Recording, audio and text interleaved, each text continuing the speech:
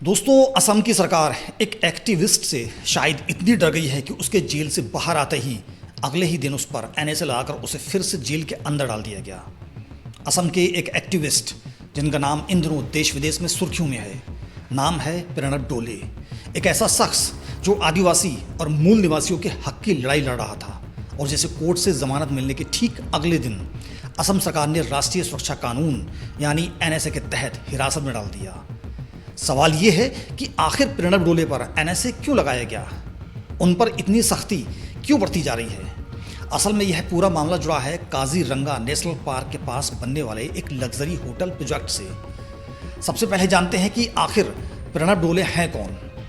प्रणब डोले असम के मिशन समुदाय से ताल्लुक़ रखते हैं। उन्होंने Tata institute of social sciences से सामाजिक कार्य में स्नातकोत्तर की डिग्री हासिल की है और दुनिया भर के छात्रों तथा कार्यकर्ताओं के साथ मिलकर आदिवासी समुदाय के अधिकारों और सतत विकास के लिए काम करते रहे हैं। यानी पढ़ाई लिखाई में वे किसी से पीछे नहीं और उसी शिक्षा का इस्तेमाल उन्होंने अपने समुदाय के हक की लड़ाई के लिए किया। प्रणब डोले ने कई संगठनों की स्थापना की और उनका सह संस्थापन भी किया, जिनमें सामुदायिक लोगों और कार्यकर्ताओं को सामाजिक, राजनीतिक तथा पर्यावरण से जुड़े मुद्दों पर एक मंच देने का काम हुआ। रिपोर्ट्स के मुताबिक वे greater Kaziranga land and human rights protection committee के संयोजक हैं। यह एक ऐसा संगठन है जिसके तहत काजीरंगा नेशनल पार्क के आसपास के 100 से ज़्यादा गांवों के निवासी जुड़े हुए हैं। अपने इस सामाजिक राजनीतिक आंदोलन के चलते वे कई बार सरकारी एजेंसियों की सख्ती का शिकार भी हुए हैं और उन पर पहले भी झूठे आरोप लगाकर गिरफ्तारियां हो चुकी हैं। यह पहली बार नहीं है जब प्रणब डोले सरकार के निशाने पर आए हों। साल 2021 में भी एक विवाद सामने आया था जब क्षेत्रीय पासपोर्ट कार्यालय ने असम पुलिस की सत्यापन रिपोर्ट का हवाला देते हुए उनकी भारतीय नागरिकता को संदिग्ध बताते हुए पासपोर्ट देने से इनकार कर दिया था। उस समय भी प्रणब डोले ने इसे राजनीति से प्रेरित कार्रवाई बताया था, यानी सत्ता के खिलाफ मुखर आवाज़ उठाने की उन्हें पहले भी कीमत चुकानी पड़ी है। अब यह पूरा विवाद जुड़ा है काजीरंगा नेशनल पार्क से सटे इंगले पाथर इलाके में बनने वाले एक 5 सितारा होटल प्रोजेक्ट से। 2022 से ही गोलाघाट जिले के मूल निवासी इस प्रोजेक्ट के खिलाफ प्रदर्शन करते आ रहे हैं और गुवाहाटी हाईकोर्ट में याचिका भी दायर कर चुके हैं। उनका आरोप है कि यह ज़मीन उनसे जबरन अधिग्रहित की गई थी।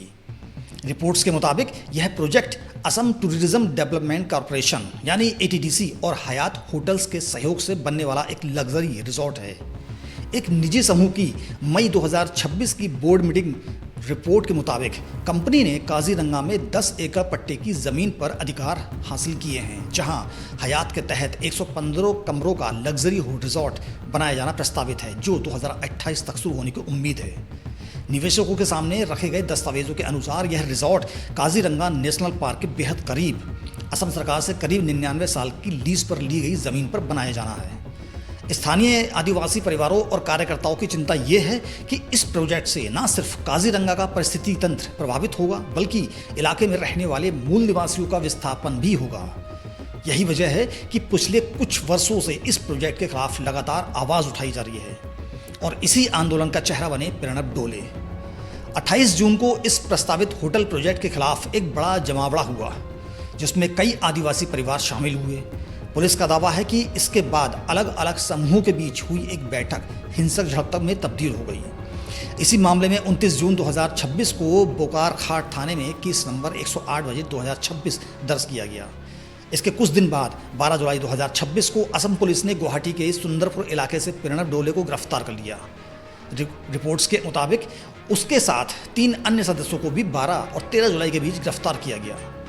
GKLHRPC ने 14 जुलाई को एक बयान जारी कर आरोपों को मनगढ़ंत कहानी बताया और कहा कि जब पुलिस ने जमा हुए आदिवासी परिवारों को हटाने के लिए बल प्रयोग किया, उस वक्त प्रणब डोले उस झड़प में शामिल ही नहीं थे। इसी दौरान प्रणब डोले का एक बयान भी सामने आया, जिसमें उन्होंने सवाल उठाया कि अगर वो दूसरे कोई आवाज़ उठा सकते हैं तो यह कैसा लोकतंत्र है, लेकिन फिर भी उन्हें जेल में डाल दिया गया। लंबी कानूनी लड़ाई के बाद आखिरकार प्रणब डोले को राहत मिली। 29 जुलाई को गोलाघाट सेशंस कोर्ट ने प्रणब डोले और 3 अन्य कार्यकर्ताओं को जमानत दे दी। बताया जा रहा है कि कोर्ट ने इस दौरान पुलिस की कार्रवाई पर भी सवाल उठाए और पुलिस के रवैये को लेकर टिप्पणी की, लेकिन ये राहत ज़्यादा देर टिक नहीं पाई। जमानत मिलने के अगले ही दिन यानी 30 जुलाई 2026 को असम सरकार के गृह एवं राजनीतिक विभाग ने एक आदेश जारी किया। एनएसए यानी राष्ट्रीय सुरक्षा कानून की धारा 3/2 के तहत प्रणब डोले को हिरासत में लेने का निर्देश दिया। इसका मतलब यह हुआ कि कोर्ट से जमानत मिलने के बावजूद वे रिहा नहीं हो सके। एनएसए यानी नेशनल सिक्योरिटी एक्ट एक ऐसा कानून है जो केंद्र या किसी भी राज्य सरकार को यह अधिकार देता है कि वह किसी व्यक्ति को राज्य की सुरक्षा, सार्वजनिक व्यवस्था या ज़रूरी सेवाओं और आपूर्ति को बनाए रखने के लिए नुकसानदेह मानी जाने वाली गतिविधियों को रोकने के मकसद से निवारक हिरासत में रख सकती है। यानी बिना ट्रायल, बिना औपचारिक आरोप तय हुए भी किसी व्यक्ति को हिरासत में रखा जा सकता है। 1980 का यह कानून सरकार को किसी व्यक्ति को बिना ट्रायल के 12 महीने तक हिरासत में रखने की अनुमति देता है।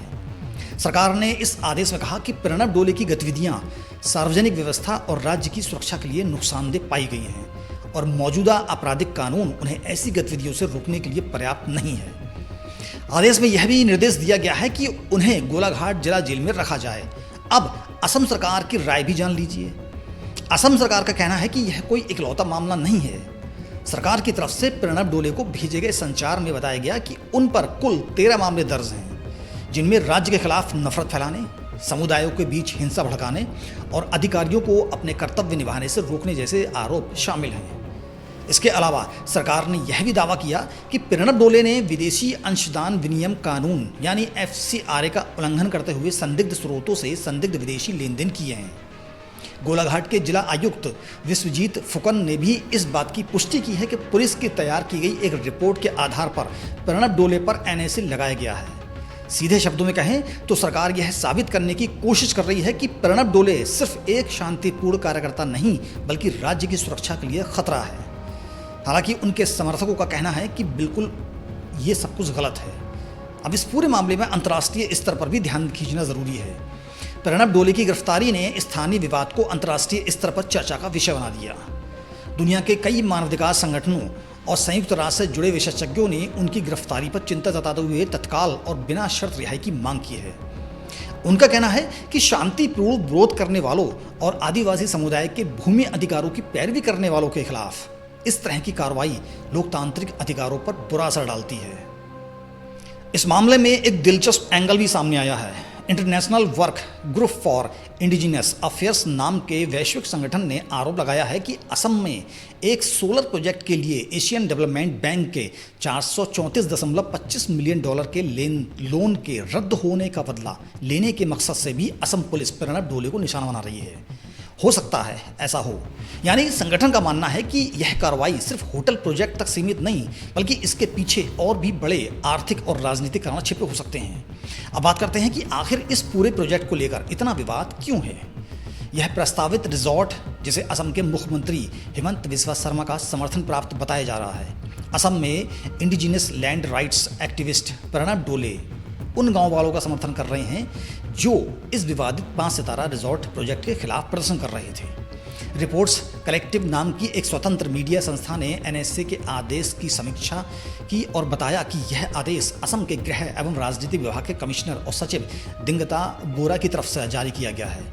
रिपोर्ट में यह भी सामने आया है कि हाल ही में इंगले पाथर के करीब 45 आदिवासी परिवारों ने एक प्रदर्शन किया था जिसे आदिवासी संगठन के सदस्यों समेत प्रणब डोले का भी समर्थन प्राप्त था। यही वह प्रदर्शन है जिसे लेकर पूरा मामला और गर्मा गया। तो कुल मिलाकर स्थिति यह है कि एक तरफ अदालत ने प्रणब डोले को जमानत देकर यह संकेत दिया कि उसके खिलाफ पुलिस की कार्रवाई सवालों के घेरे में है, लेकिन दूसरी तरफ राज्य सरकार ने NSA जैसे सख्त कानून का इस्तेमाल करके उन्हें जेल से बाहर आने से रोक दिया। अभी देखना यह दिलचस्प होगा कि क्या प्रणब डोले इस NSA आदेश के खिलाफ कोर्ट का दरवाज़ा खटखटाएंगे और क्या इस मामले में हाई कोर्ट या सुप्रीम कोर्ट से उन्हें कोई राहत मिलती है।